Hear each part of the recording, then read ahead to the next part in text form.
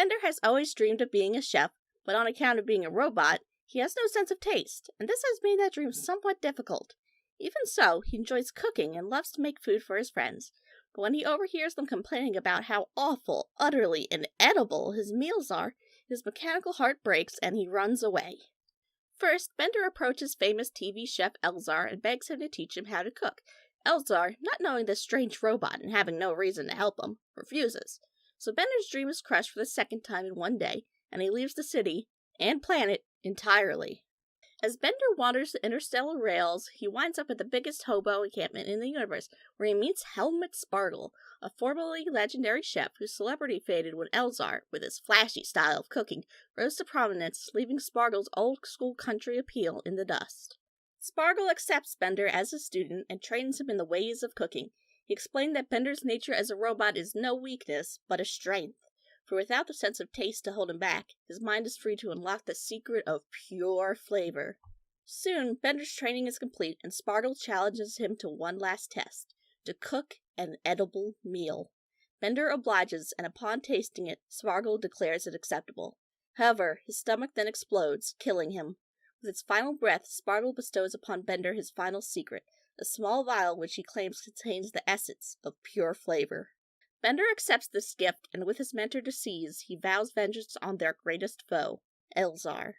Determined, he returns to New York and challenges Elzar to a duel on the ancient battleground of the hit show Iron Cook.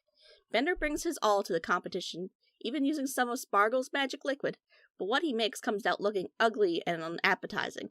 So when Elzar's finished dishes are both beautiful and tasty, it seems Bender is doomed. But when the judges try his hideous food, they are overwhelmed, for despite its repellent exterior, it's truly, truly delicious, like nothing else they've ever tasted. Bender is declared the winner, but he humbly declines the title of Iron Cook, for while he came to the arena with the goal of defeating Elzar, he leaves satisfied more in the knowledge that he's proven the worth of his master's teaching. Later, back at the Planet Express, the professor analyzes Spargle's secret ingredient and concludes that it's just ordinary water. Realizing the trick, Fry reveals that his real gift to Bender, what truly allowed him to succeed, was confidence. Before the professor adds that the water is laced with trace amounts of LSD. Ah well, c'est la vie. Oh, and meanwhile, Dr. Zoidberg gets up to something involving Fry in a model ship, but who really cares? Welcome to Space Podcast 3000, where the future is in the past.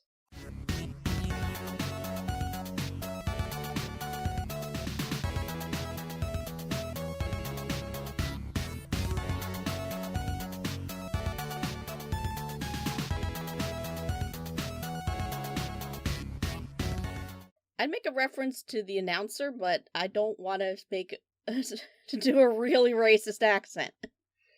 Yeah. I don't even know if it's racist so much as just over the top. Adding the ooh racist to like everything, it's not. It's so exaggerated that I wouldn't call it willfully racist, but it's uncomfortable. Yes. I don't care for Chairman Koji much. What's his whole point there? He's kind of useless. Okay, so he's part of the spoof there. So they're basically that whole section of the episode. They're spoofing Iron Chef, which is obviously. Yeah. Well, and the original version of the show was from Japan. I know that.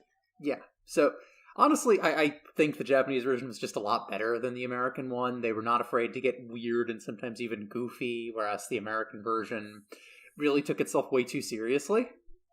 That said, my favorite cooking show was Cutthroat Kitchen, and I honestly really miss it. Cutthroat Kitchen. I remember watching a video where they go through all the stuff that they decided were too cruel to do as a bodge. Like being forced, they can't use butter, they have to use cooking spray. And it's like, no, this is too cruel to do even to them. Well, what's amusing is in the first episode, there was a sabotage where it was like you get to pick any one ingredient and take it away from a competitor. And the challenge was spaghetti and meatballs. And they took away the spaghetti? No, they took away the salt. Yeah, salt. If you want to sabotage, yeah, salt would be a great Yeah, one to do. they took away this contestant's salt, and everyone was looking at them like, "Are you crazy? Why not take away the meat? Why not take away the pasta?" And it's like, well, because a good chef can work around that. But in the actual finished product, the judge actually responded to this one saying, it really needs a lot more salt. I'm not getting any of the taste that I normally would expect. Wow. And then the camera cuts over to the one who did the sabotage, and just the biggest shit-eating grin. Like, yeah, any chef would know that. Yeah, you get rid of salt. That's what I thought. I was like, oh, they're going to take rid of salt. The sabotages did get increasingly strange and elaborate as the series went on. Like, there was one where they had to make some banana dessert. I don't remember what it was specifically, but like one of the sabotages was take away all their bananas and they have to get it from this artificial banana candy. Oh, wow. And then there was also stuff like, oh, you have to do the whole thing with one hand tied behind your back, or spend the whole challenge lying on top of this bed, or like we'll wheel in a prop coconut tree and you have to actually break these coconuts open to get your ingredients. Yes, I think I remember that one. Cutthroat Kitchen is like the Mario Party of competitive cooking shows, and I'm really still upset that they canceled it. Yeah. Onto the episode itself. Brunch. Bender's brunch. I like the use of Morbo in this episode because he had a couple of good moments. Yeah, as one of the judges in the competition, and in the beginning, yeah, it's always good to see Morbo. Because he starts off with that classic boomer joke where it's like, oh, maybe my wife should take some of those lessons. But, I mean, in his defense, he is being a news anchor. Yeah. So that is the sort of joke that they would do on the air because it is more or less safe it's the lowest common denominator sort of joke. Which I think that's kind of what the writers were parodying in that case. They weren't really being sincere. Every time though I see straight people make jokes about complaining about their spouse, I'm just like, are you okay? Because are the straight people okay? Yeah, because and the answer is no, we're not. Nobody's okay right now.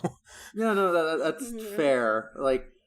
I will not say things are absolutely perfect with my girlfriends, but if I have a problem, I'm not going to be passive-aggressive about it. I will talk to them about it, Because that's what you do. That's how you solve these problems. Communication's important, and I keep banging on this drum, but I don't know. I'm not a fan of take my wife please jokes, I guess. Except the Andy Kaufman variant. I'm not familiar enough with Andy Kaufman to speak to that. He does the joke, but he just does it like he doesn't understand the words he's saying. Anyway, so back to brunch. Yeah, so I cooked you a pony. So one thing I noticed is when Leela's like, if we can get to the ship, and talks about escaping Bender's cooking, and then they try to make their escape in the opposite direction to where the ship is. Based on the consistently established layout of the building, the ship is right behind them, and they're moving away from it. Well, if they were going towards it, they wouldn't have been able to get caught.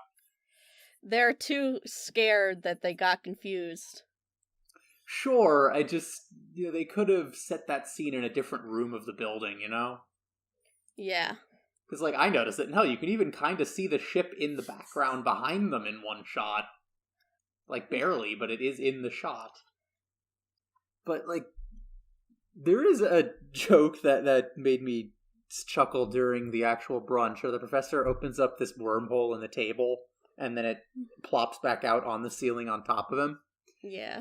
Because I think everyone who's ever played the game Portal has done that at least once, and just fallen through holes for a while, just for the hell of it. Portal looks like fun. I feel like they could have had a funnier payoff to where that wormhole leads. He puts his head in and you just hear this voice go, hey, get out of here. Sorry. There are a lot of ways that could have gone, yeah. Yeah, that's one of those good open-ended jokes. Although, yeah, Bender's food really does look as awful as it apparently tastes in Yeah, universe. it's the anti-Studio Ghibli. Yeah, like They make the food look raw terrible. organs. The pony Just with the shoe horseshoe still attached to it. The rack of ribs was just gray. Ugh. Ugh.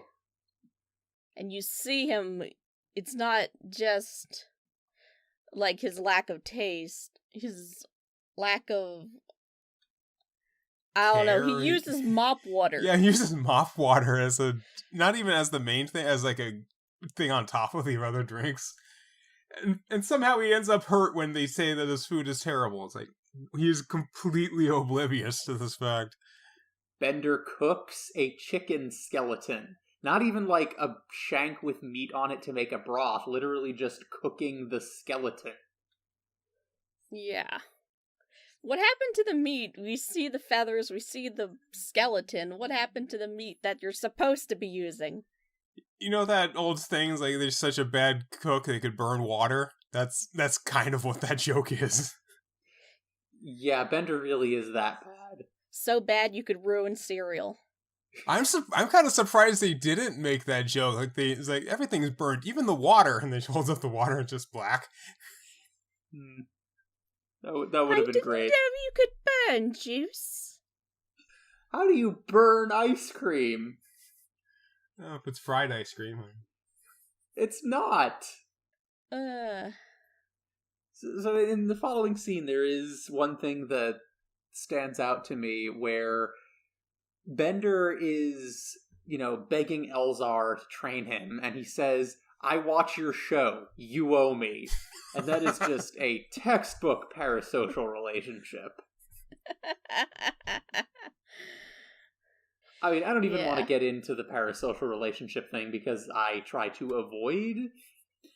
I deliberately, keep myself from falling into that trap when dealing with content creators and whatnot.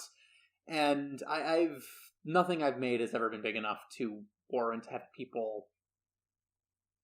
I've never really been on either end of this, and I'm glad for that because it is a wild territory. Yeah, it is insane, especially for when the audience is younger.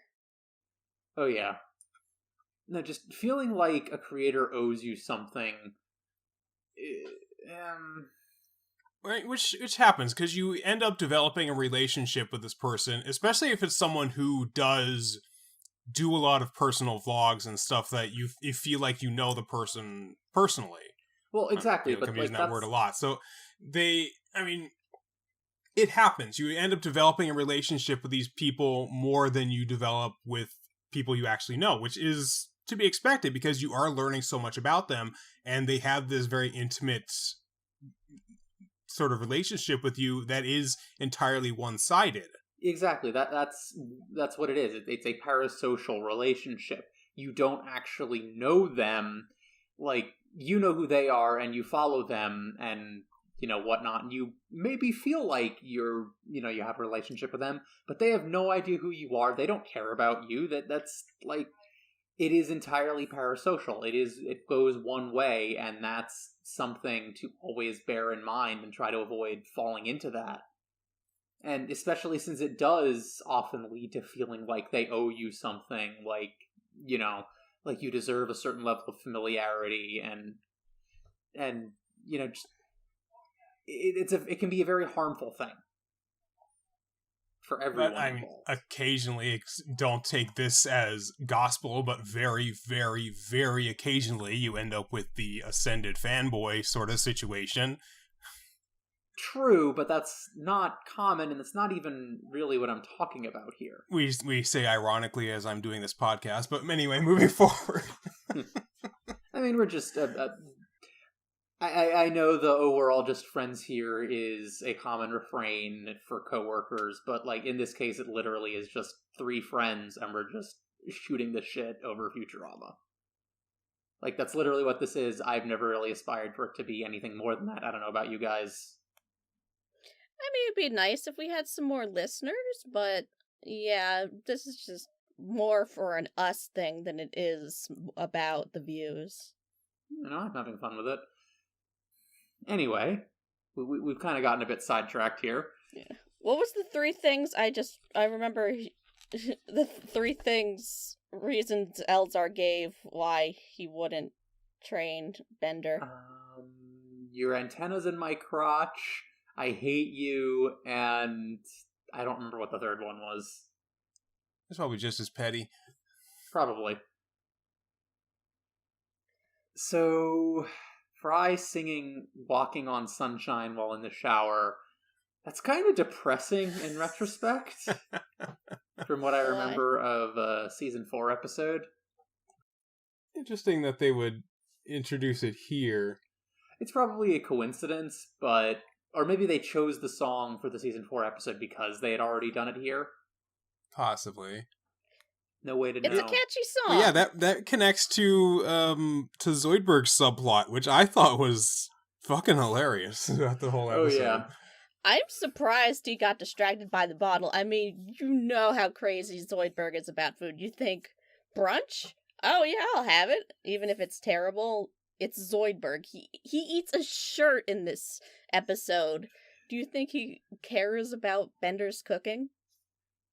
That's interesting. The fact that Zoidberg is really not involved in this sort of thing when he would be the one person in the group that would be so enamored with Bender's cooking because he would eat anything. So maybe they wrote this to keep him out of that situation. Or maybe Bender's cooking is so bad that even Zoidberg can't keep it down. No, he would try. He would obviously. It's like I'm. This is so terrible. I can almost not finish it. One thing that I find hilarious about the subplot is that Zoidberg's plan to frame Fry works when literally all he's done is give Fry an I hate bottles t-shirt, which apparently Fry doesn't even notice. And, like, the confession note just says, Fry confesses from the office of Dr. John Zoidberg, MD. And, like, why does the professor fall for this? He's supposed to be smarter than this. Isn't the man, a professor? Well, I mean, come on. He is the professor. He's not just... Does Zoidberg even have a desk? I mean, he may not have a desk, but I would imagine he would have stationery. He can't afford a desk, but he can afford stationery to make it look like he has a desk. Yeah, paper's cheap. Paper is cheap. But it's the fact that he's so filled with remorse that his plan worked, and now, oh no, Fry can't afford his $10. What have I done? He can't afford the turkey baster. I mean, he's not quite that kid from Better Off Dead, but, I'm sorry, that probably... Have either of you seen that movie? No. Okay, classic 80s comedy. I have not seen it in a long time, so I don't know how well it holds up. But there's a running joke where early on, the main character is confronted by the paper boy because his family owes him $2 for the paper, and he wants them to pay up. And he's just like, I mean, I don't have $2 on me. My parents aren't home. And it's all like, I want my $2. And it's just... And so for the entire rest of the movie, he's just occasionally gets randomly ambushed by this paper boy who's just screaming at him and trying to physically attack him. Basically, yeah. Including... I think I remember hearing about that joke. Good running gag, very amusing in what I remember really thinking was a very funny movie, but again, I haven't seen it in a long time. I don't know how well it holds up now. But, like... I mean, when Zoidberg says $10, it's a little bit more impactful than $2. And once again, we've gotten completely sidetracked. Anyway, so Bender, when he leaves, it's that bit where he gets angrily offended at thinking that they called him a Romo. I mean, if any of the main characters here would be homophobic, yeah, it makes sense that it'd be Bender. Oh, and he does make that joke in the very first episode as well. I don't want people thinking we're robosexuals. True. Yeah. I mean, I guess it's just a sign of, when this show was made, because this was definitely a sign of the times. They do kind of leave the joke without going into it. He just kind of leaves it at the pun, and that's like kind of the end of the joke there. Yeah. Although, personally, I think you could have done the same joke if he had just, instead of getting angry, just been like, oh, no, I'm not gay. And he's like, no, I said robo, or robot hobo. Oh, I thought you said They could have done the same joke without Bender getting angry and homophobic, you know? True.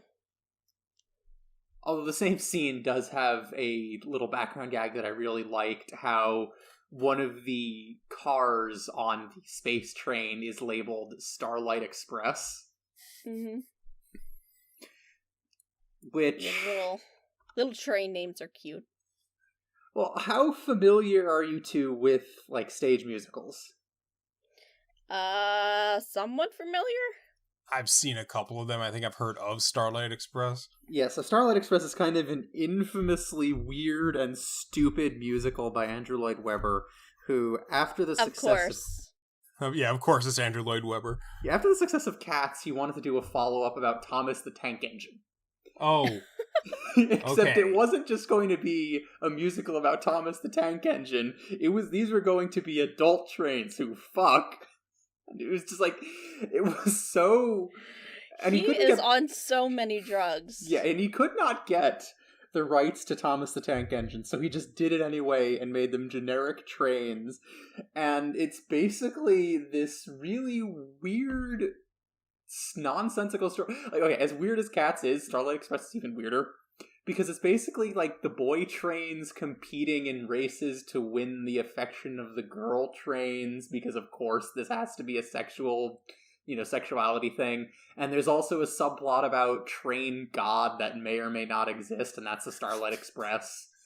And it is so weird.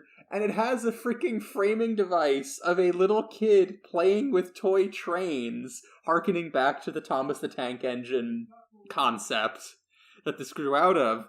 And the weirdest thing about this whole thing, the reason this show was so infamous beyond just being weird and bad, although I guess the music is good because it is Andrew Lloyd Webber, but it's not a good musical. It's just because there's more to it than just the music, you know? The actual story is crap.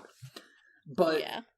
The thing that made the show so infamous is it is responsible for more injuries than almost any other stage musical in history. I'm not sure whether this or Spider-Man Turn Off the Dark was worse. I was just about to mention Spider-Man. There's the Scottish play that's infamously cursed.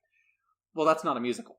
True. In it the could case, be. But yeah, in the case of Starlight Express, it's because there's all this complex choreography, and the actors spend the entire play in roller skates.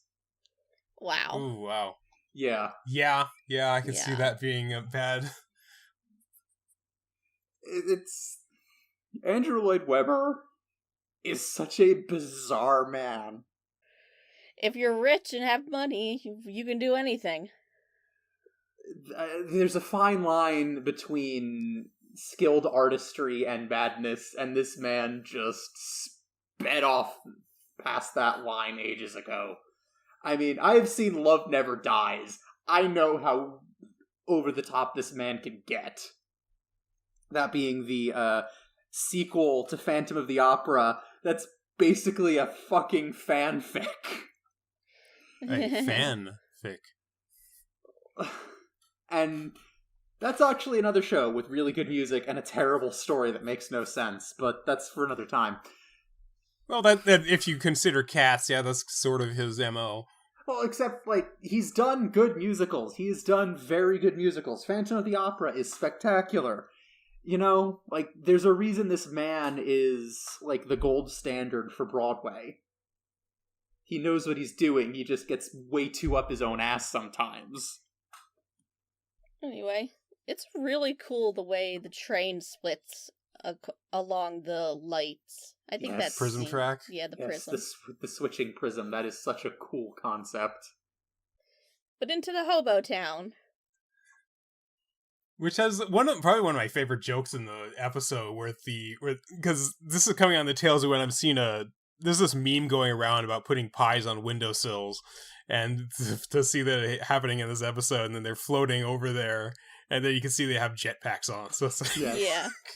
Yeah. That's the classic cartoon gag. Although I haven't seen it going around as a meme lately. That's interesting to hear. Well, basically, the thing is they have a picture. And it's like, why do people stop putting pies on windowsills? Like, too many folks getting floating over because of the smell.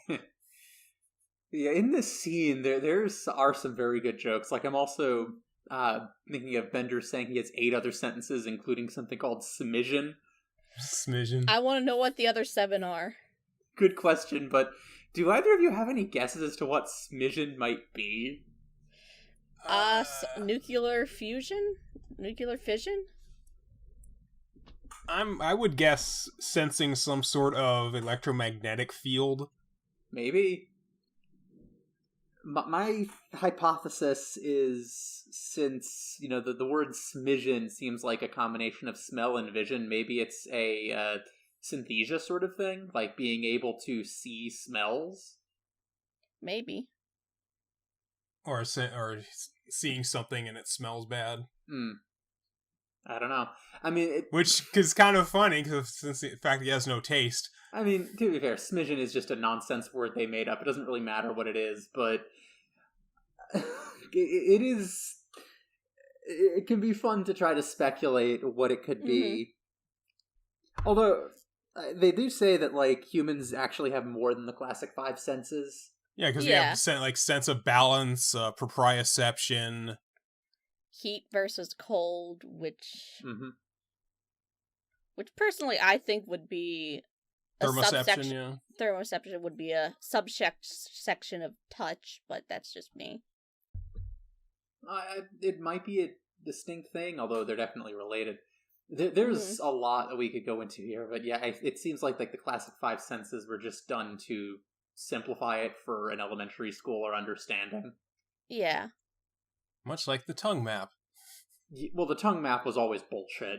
Yeah, it's bull. Also, why do we use the Japanese word umami instead of an English word like savory? Good question. Because it's a word that doesn't quite fit into either of those other definitions. I just find it weird that, of all things, we use a Japanese word and don't translate it.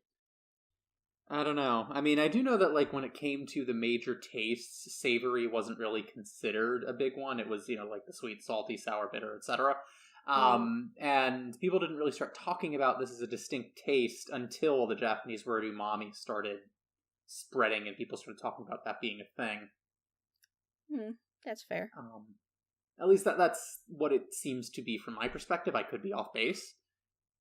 Yeah. But sense of taste, that is what Bender doesn't have.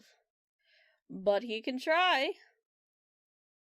So yeah, at its core, this episode is really sort of the classic revenge competition story arc where he trains under the master and then the master dies and he has to get revenge, which is kind of the exact same thing we saw in the Leela episode, actually. Yeah, come to think of it. Which Leela episode? The martial arts one. Oh, right. Yeah, the Ultimate Roller. And I believe that one had a training montage as well. Yeah, it did. I mean, of course. Well, because if you're doing the trope, I guess you kind of have to do the training montage. It's kind of an obvious... Yeah. It wouldn't be that story without it. And they get the opportunity to put some funny stuff in there. Yeah, it's a well-worn story structure for a reason, and then, ever since Rocky, every story like this has to have a training montage. You can't not. So the lightsaber peeler, that looks like fun. Yeah, I love how they're just making fun of the training scene from the first Star Wars movie there. And hover potatoes. And yes, I know that the one I'm talking about is episode 4. It was the first one made, so I'm calling it the first movie. Shut up, pedants.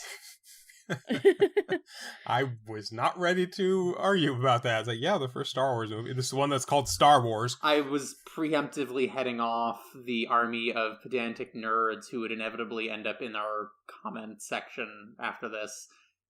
Tumbleweeds. Yeah, the actual tumbleweeds in our comment section, but, you never know. Yeah. So in the same scene, there's that line from one of the hobos that says, "I'm not drunk, I'm mentally ill." And yeah, government funding cuts to mental health facilities under Reagan did in fact lead to far more people with mental illness ending up homeless, and they still make up a significant portion of the homeless population to this day. Yeah. we skipped over the knife scene where he's showing off the knife like a demo. Yes. And he cuts his arm. And so many of those knives that you see commercials for or YouTube ads, they're just shit. They're shit knives made out they're of cheap sharp, metal. but they don't hold their edge for very long. Oh, what's Yeah. interesting, my younger brother did actually have a job selling knives like that. He worked for Cutco for a while. Yeah, I was just gonna say Cutco. So, yeah, don't join MLM's, kids. It's a pyramid scheme. Cutco is a textbook example, literally a textbook example of a pyramid scheme. Although, that, to be fair, Cutco knives are very good knives. Like that, I'm not going to argue. Anyway, the actual competition, which we touched on a bit at the beginning, and then jumped back. Yeah. It's the secret ingredient, Soylent Green, huh? Well, what else could they possibly choose? Well, they call it a classic ingredient in gourmet cooking.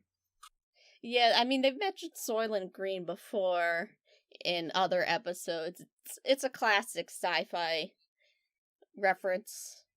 What's amusing is, so despite the famous Soylent Green is made of people thing from the movie Soylent Green, the word Soylent actually originates from the novel Make Room by Harry Harrison, and in the book, Soylent was not people. It was literally just a combination of soy and lentils, hence the name. Soylent. Yeah, exactly. Well, because also in Soylent Green, they had other types of Soylent. They had, like, Soylent Blue and Soylent Red. Reminds me of a short-lived Full Metal Alchemist parody series where they called the Philosopher's Stone Soylent Red at one point.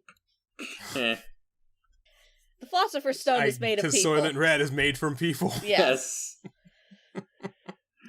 Yeah, because I remember, TZ, you did actually watch FMA Brotherhood at some point. It's so good. It is. I'm not a fan of the beginning. Yeah, you kind of have to put together, like, the manga in general is the best experience you can have. I was lucky that my high school had it, except for the last volume. Oof. Yeah, I own the So. entire run of the manga. It is the best version of the story. Yeah, I own it too. I have the 3-in-1 volumes. Yeah, the thing about Brotherhood is they definitely assume that everyone watching it had already seen the 2003 version, because at the time it was airing, basically everyone watching Brotherhood would have already seen the 2003 version. So the ideal adaptation would be sort of a combination of both. Though even then, a lot of the most banger lines of dialogue from the manga that really stuck with me were cut from the anime because it cut a lot of scenes short. But still, and they really, and the whole war definitely should have taken 2 episodes instead of 1. Well, the whole climax is stretched out so much that the resolution does feel a bit rushed at the end of the anime. That said, I say all this as one of the bigger defenders of the 2003 anime, which I still think, even if it's not the same as the manga, diverged into its own thing, and a lot of people really don't like it now that Brotherhood exists, I still think it's a good show in its own right. Yeah. I mean, I have my issues with it, but I just hope that at some point Funimation will re-release it, preferably with a new voice actor for Edward. Just because they have in the fallout from that whole kerfuffle let the Blu-rays and DVDs go quietly out of print, and they are impossible to get now. And I don't think they're on Netflix anymore either. They got rid of them. Yeah, last I checked, I don't think it was. And I have the 2003 version. I do not have Brotherhood physically, which is annoying. But yeah,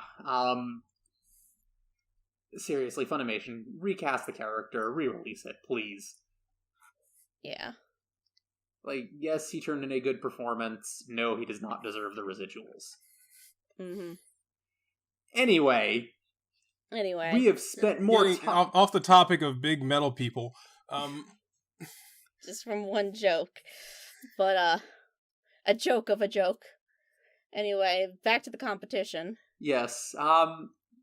There's a line there at the end that I remember, TZ, you were laughing, and it was amused me as well. Where Chairman Koji said to Bender, "Domo arigato, Mr. Roboto."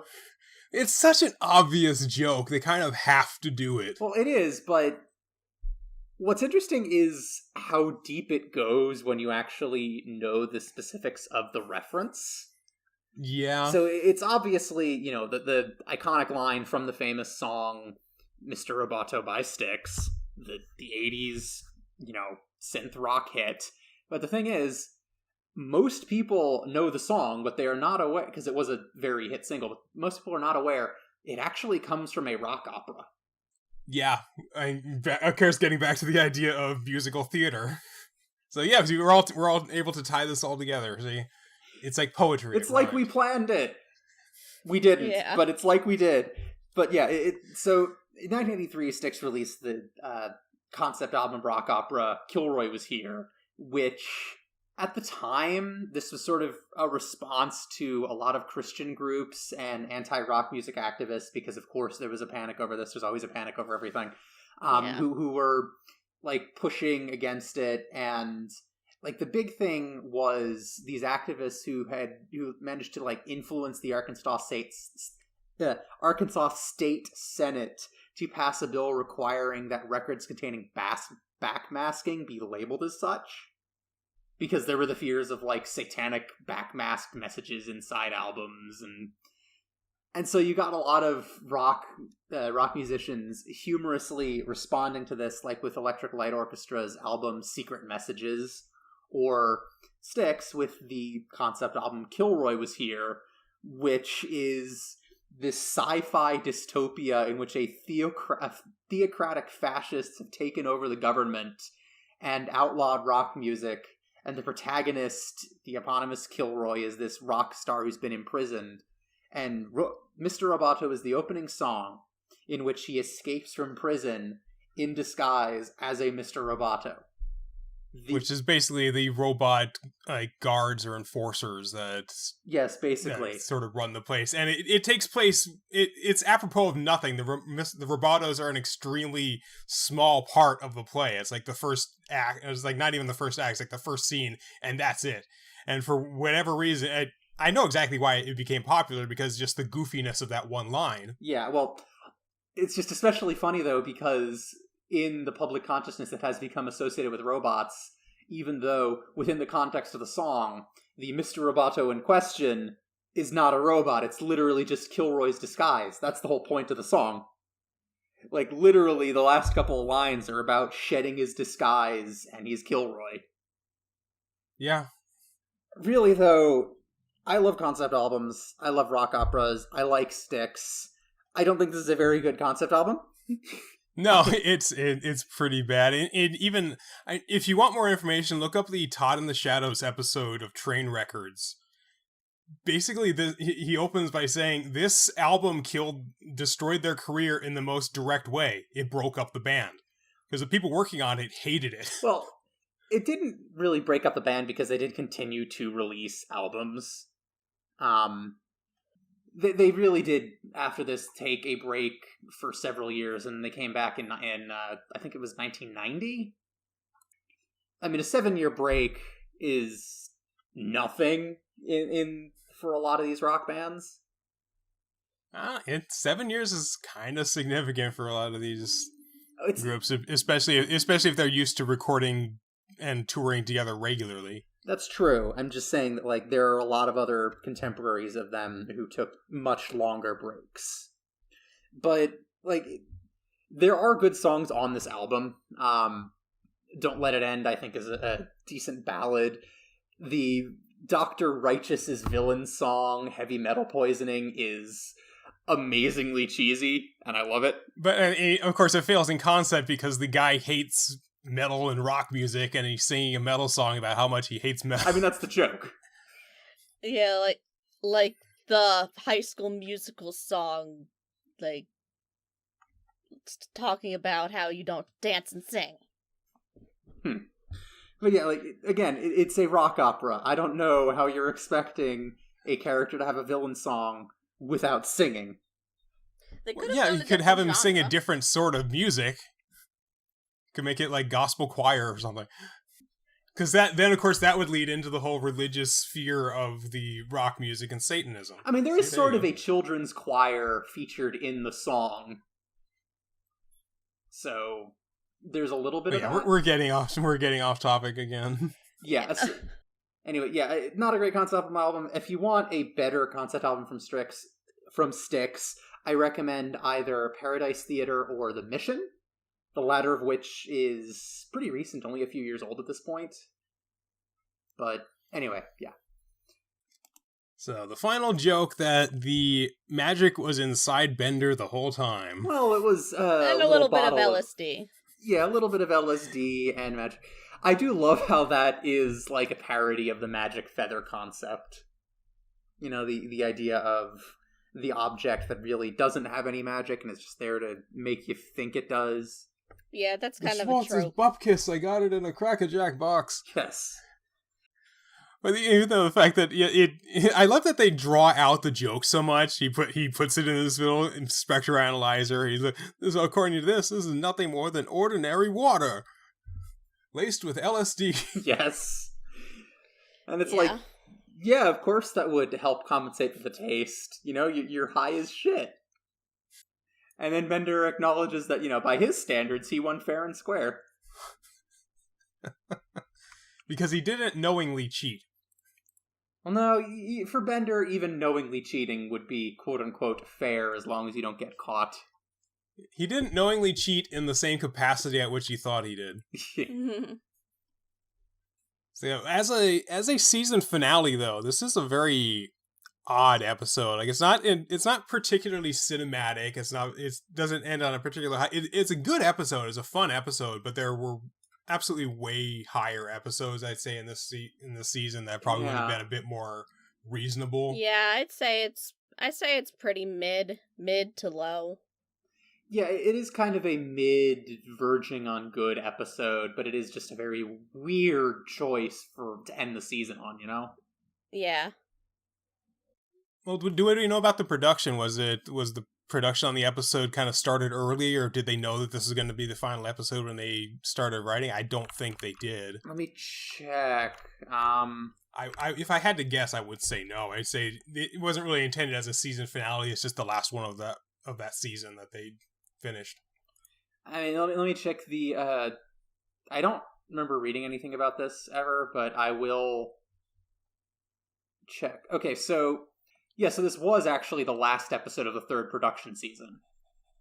Yeah, I don't know why, but you know, it is weird though how out of order a lot of these episodes aired. Like some of them did not air until like during season 4.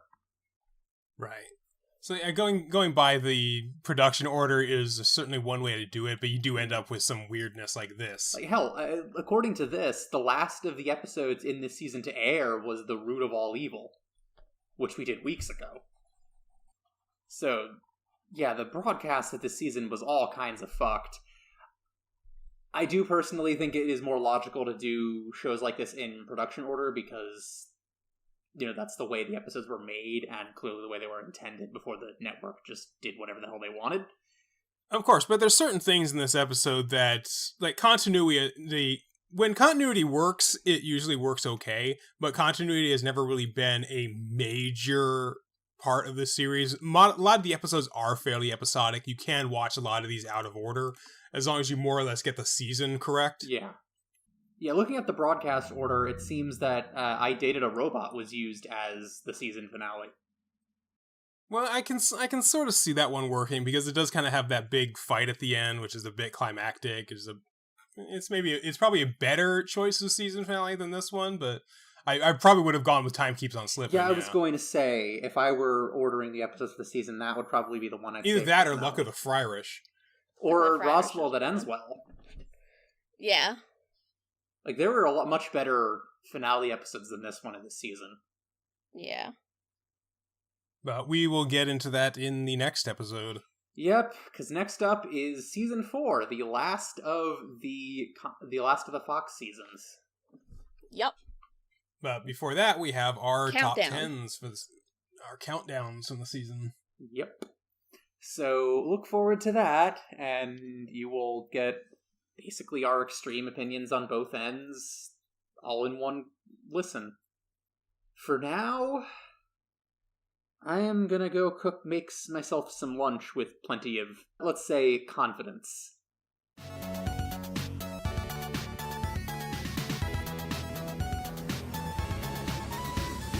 Thank you for listening to Space Podcast 3000. Your three voices of the future are Nova Altman, Doug Hancox, and Eden Valerie. The theme music is Voxel Revolution by Kevin MacLeod. You can support the show and listen to new episodes a full week early at patreon.com/spacepod3k. Follow us on Twitter at spacepod3k. Be sure to join us next time as we count down the top 5 best and worst episodes of Season 3.